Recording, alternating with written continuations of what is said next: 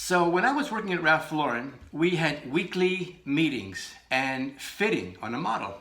A model would come in, we would try on the latest samples, jackets, dresses, and so on. One day, we had this new jacket, and the model puts it on, and Ralph says, that lapel should be 1/8 of an inch smaller.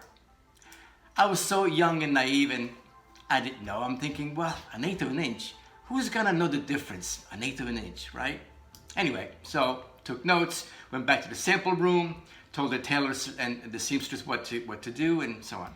Fast forward many years later, I am teaching at the Fashion Institute one day, and in my classroom, I got my 17, 18 students around my table. I'm doing a demo, and I'm telling them this story. And and I told them that sometimes, a little difference, like 1/8 of an inch, makes a difference between good and great.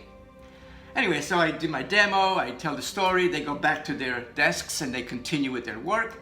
And I'm walking around the classroom to see how they're doing.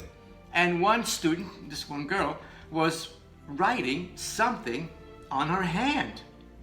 So she's writing something and I'm going, what are you doing?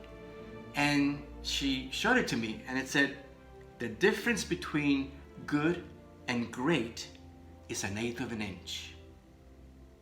So pay attention to details. Sometimes the difference between good and great is 1/8 of an inch.